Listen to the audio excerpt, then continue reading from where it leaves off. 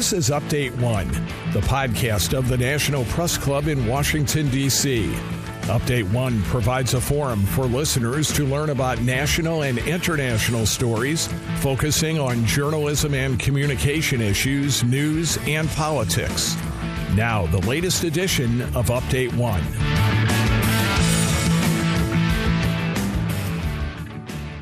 Hello, everyone, and welcome to the National Press Club's Update One podcast. I'm Gemma Puglisi, a member of the club's broadcast team.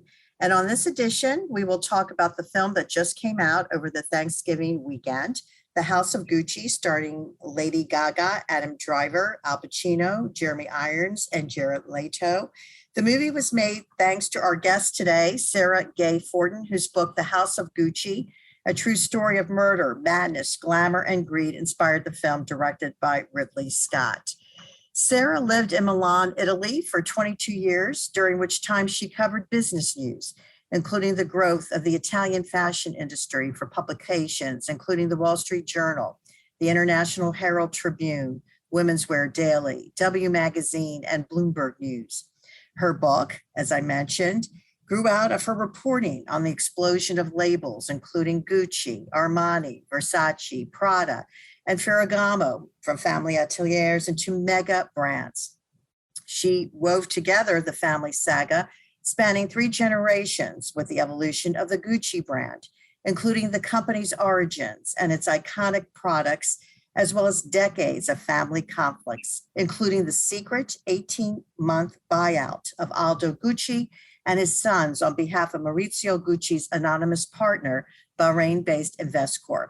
The book also chronicles the pitched takeover battle for Gucci between French billionaires Bernard Arnault and François Pinault in the late 1990s, and the 5-month trial of Patrizia for hiring a hitman to kill her former husband. Forden is now based in Washington, D.C., where she leads a team of reporters for Bloomberg News that covers corporate influence in the nation's capital and the escalating scrutiny facing giant technology companies such as Amazon, Apple, Facebook, and Google. Welcome, Sara, and wow. Thank you for having me. What a great book, and how I'm sure you must have felt so much pride in seeing it on the screen. So how exciting, too, though, to have spent so many years covering such iconic brands in Milan. And so you knew the entire Gucci family, correct? I mean, because you were covering them as business news. So tell us a little bit about them. Like, what were they like that you remember? Well, thank you for having me, Gemma, and for sort of paying attention to this story, which now has gotten sort of a new life. I was covering the Italian fashion industry from Milan in the late 80s and through the 90s and early 2000s. And by the time I started covering Gucci, actually, Maurizio Gucci was the only member of the family left in the business. So his whole buyout had already happened. And it was really because of Maurizio that I was drawn to write the story, because I felt that obviously, he was a very tragic figure, but the work that he did to reposition Gucci at the top tier of the luxury goods market, and then to clean up the brand, which had been kind of overexposed in the 80s by multiple licenses, the cheap like GG logo fabric bags. I thought what he did really paved the way for then Tom Ford and Domenico De Sole, who came on and really kicked it up into the fashion spectrum and really took it, to a whole other level. I interviewed Maurizio for the book several times. I went to his first press conference in Milan when he was relaunching the brand. And then subsequently, I interviewed his cousins, Roberto and Giorgio in particular, along with members of the family company. So there were workers in Florence, store managers in Rome and in Milan. So there were people who were very close to the family, but who weren't family, who shared their memories of what it was like. So it must have been really devastating for you to learn when he was killed. Where were you? Do you remember that? I was working for Women's Wear Daily. I hadn't started writing the book yet. I was still covering the industry as a business reporter. And it was shocking because this is not something that happened in Milan. People didn't get shot in cold blood in broad daylight. So it was shocking and it was unexpected. And then this sort of shroud of mystery came over the whole murder because nobody could figure out who had done it. Nobody thought that Patrizia was involved in it at all. Because what, were they divorced at the time? They were divorced, and he was also out of the company for 2 years. So he was a private citizen. He had $135 million in the bank from his sale of his 50% in the company. And he was exploring other investment opportunities. In a way, for the first time in his life, he was a free man and he was starting over. We actually met, for transparency reasons, we actually met at an event. I'm a member of the National Organization of Italian American Women. And a few years ago, you were our guest speaker. There was a lovely dinner. And I just have to share this with our listeners because I thought it was great. You were telling us about this book and I thought, oh my gosh, it sounds like a great movie. What are you doing in your life? And you just said it just like, oh, yeah, yes.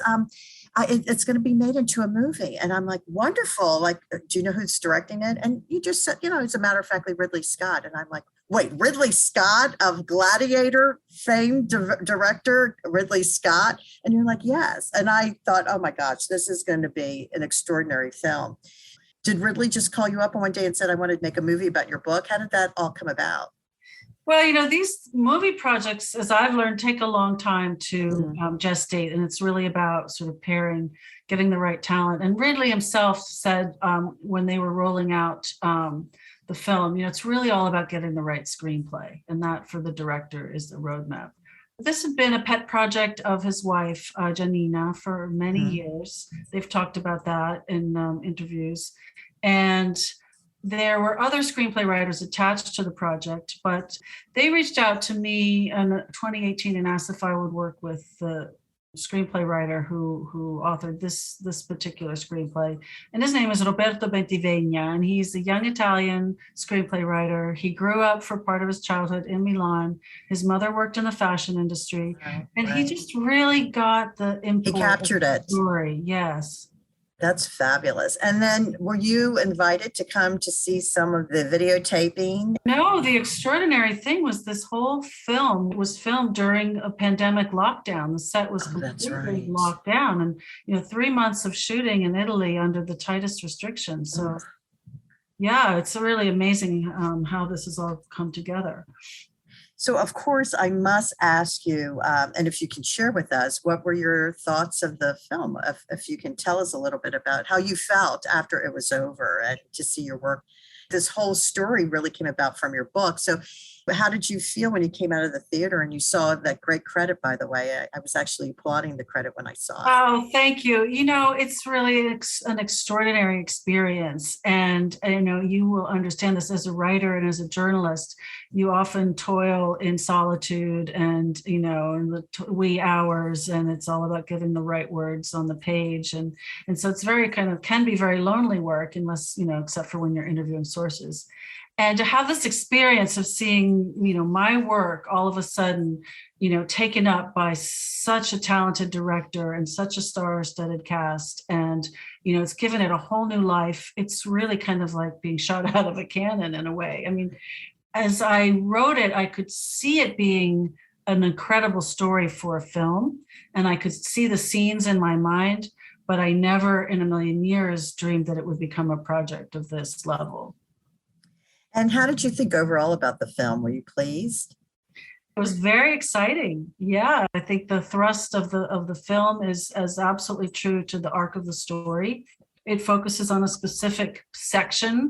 My book goes deeply into the origins of the Gucci brand and the company and the family, and then it takes you way after to the new Gucci under non-family management, and then into like the sort of the modern world of the conglomerates of the François-Henri Pinault and the your battle with Arnault. So the movie is a particular slice of the story.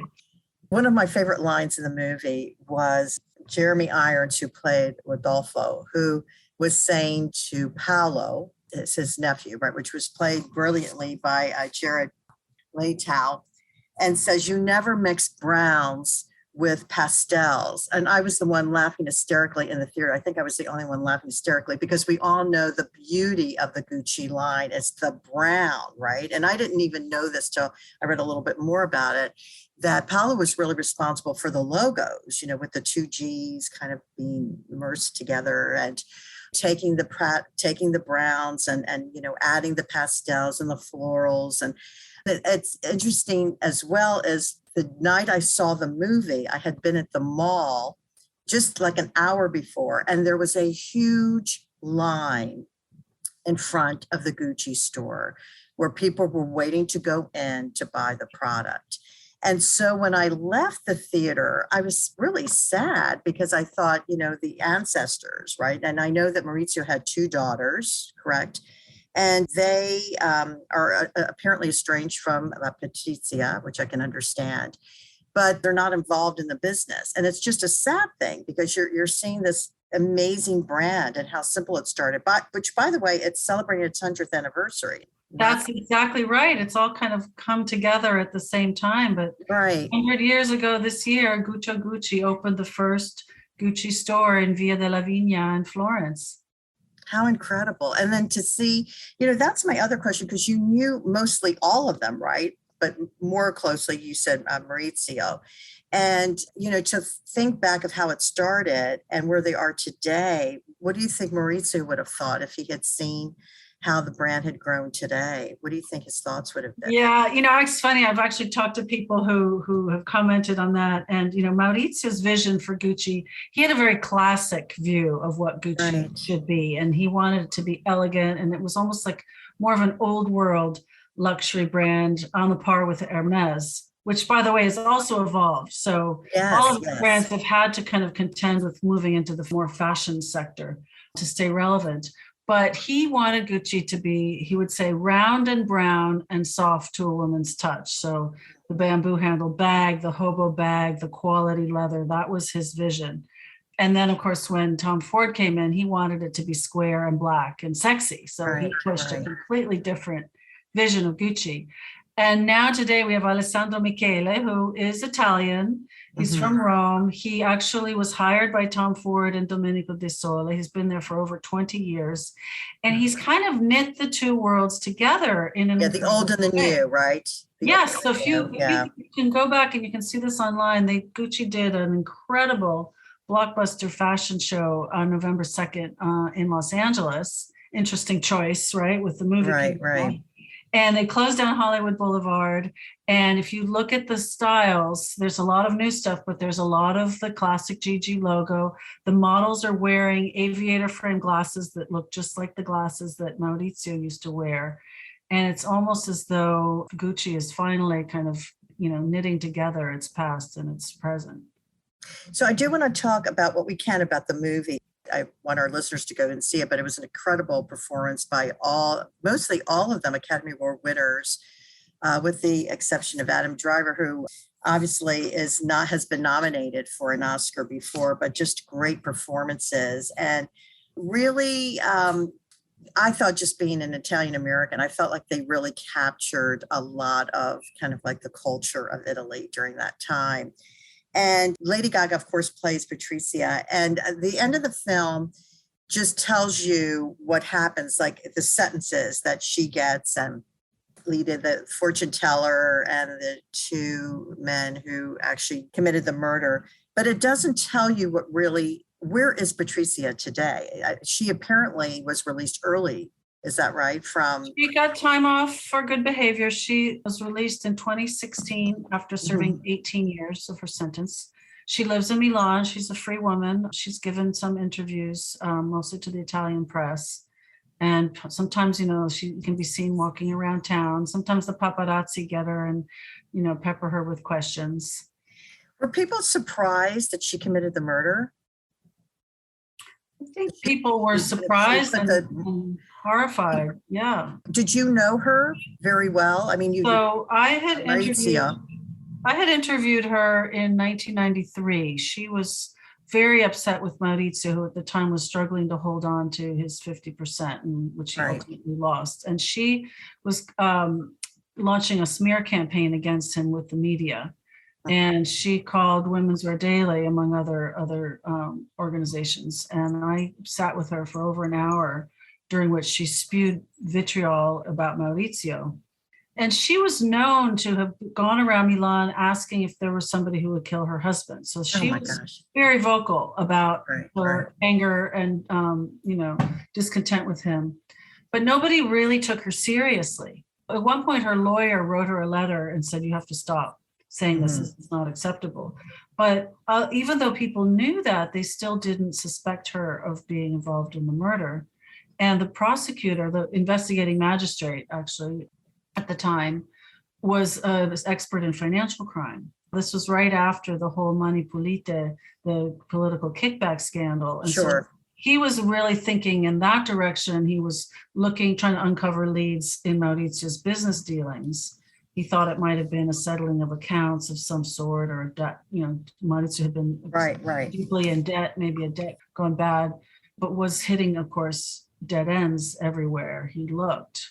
Investigators were tapping the phone of Patrizia, and she and Pino were on the phone discussing how much money still needed to be paid to the killers, but they were talking in code. They were talking about meters of fabric to, refurnish the house or to do new curtains. And so even though the investigators were listening, they didn't pick up on what was being talked about. It's unbelievable. But, thank you for really writing such a beautiful book and a story that was made into really an exceptional movie. Now, the National Press Club is actually comprised of many members, journalists, right? And many write books, and many would like to write books. And I'm sure many of them would love to kind of follow the footsteps of seeing that book into maybe some kind of a motion picture. I know you shared a little bit about it when we first started, but what are some of the things or advice you can give journalists who are really interested in seeing their great books or their great projects develop into, other opportunities? Sure. I mean, I don't know that there's a formula, but I do sense that with all of the streaming and the podcasts and the TV series, I sense that there's more opportunities. Tremendous demand for good content, and obviously tremendous interest in a good story. And so I think that the most important thing is to find a strong narrative and a powerful narrative, and stories that will engage people, will touch people. And I think it's important to also feel something about what you're writing about, because it does become kind of a labor of love, and it's hard. It's really hard. And so you have to be really passionate about what you're writing about and feel that, you can kind of share that passion with your readers, and then, eventually with some kind of other treatment. I mean, think about like the Modern Love series that was, in the New York Times, and then it became just a wonderful. It's a great example. So great example. And these, it doesn't have to be like long, never-ending tales. Those are vignettes, which even for today might even be better suited to an audience, because they're nice little bites that people can get through without having to dedicate, short attention spans to. Did you go to some of the premieres? I don't know if we talked briefly about this, but were you able to go to some of the premieres? Yes, so I did. Share that with us. Was extraordinary. As I said again, before, like being a writer and being used to sort of toiling away in front of the computer. And then I went to the premieres in London and New York and in Los Angeles. And I got to meet members of the cast, and it was, I was on the red carpet. What were they like? Talking. What was that like for you? Oh my gosh, that was amazing. It was very exciting. I took my daughter as my date to the London premiere, because she was 3 years old when I started writing the book. And I dedicated the book to her. It says, for Giulia. And she was born in Milan, so she's my Milanese. And I wanted her to know like why her mom was so distracted those years when I was working on the book. And so it was just an incredible moment to be able to share that moment, on the red carpet with her after all that work and all these years. And now she's 25, and she really loved it. And did the actors, comment on anything about the book and just meeting you? I know you were excited to meet them, but they, I'm sure, were very excited to meet you too, because you're kind of the reason this all came together. Yeah, I guess I kind of gave him a roadmap. And when I went back and read the book, I thought, I really did a deep dive into each of these characters and tried to flesh out the personalities and also the nuances. I mean, each personality in the story had very strong characteristics. And so I really, realized in rereading it how much I really sort of tried to give a brief. You could use and you did such a great job, because I had a dear friend who's a member of the Academy, and he called me to wish me a happy Thanksgiving, and the first words out of his mouth is, "You gotta go see the Gucci movie. Wow. Gotta go see the Gucci movie. The performances are amazing." And you really did capture that in the book. I mean, all of them gave such extraordinary performances. I mean, it was a great ensemble cast. It really was. I mean, really great character development. So as we say bye, what's the big takeaway for you? Because again, you spent so many years putting this together, and you knew the family members. Really, you do, right? We know this as journalists, when you cover a beat, you know these people, and it's really, they become part of your lives. And so to see all of this happening, and then the tragedy from, as you left the theater, what was like the big takeaway for you? Wow. Well, I mean, there were so many mixed emotions, but I think the thing that for me was the most challenging in writing the book was to try to even out, because everybody had their own point of view, and everybody was very, sort of specific about it, and maybe in counterpoint to the other, family members or the person working for Gucci. And so one of the hardest things about writing the book was to kind of try to even out all of those perspectives and find some, middle ground that felt close to the truth. And that's what I tried to do in writing the book. And I think that's conveyed in the movie. Well, thank you so much. Congratulations, Sara, for being with us today. If you haven't seen the movie, if you haven't read the book, please put it on your list. They're both amazing novel, and it's amazing performances. This is Gemma Puglisi. My thanks to my colleagues here at the National Press Club, including Mike Hempen and Mark Hamrick. On behalf of all of us at the National Press Club, thank you for joining us today.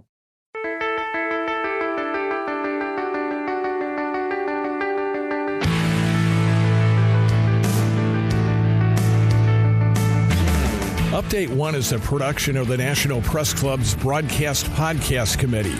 You can comment on this podcast or any episode of Update One by sending an email to updateonepodcast. That's update, the number one podcast @gmail.com. Thanks for listening to Update One.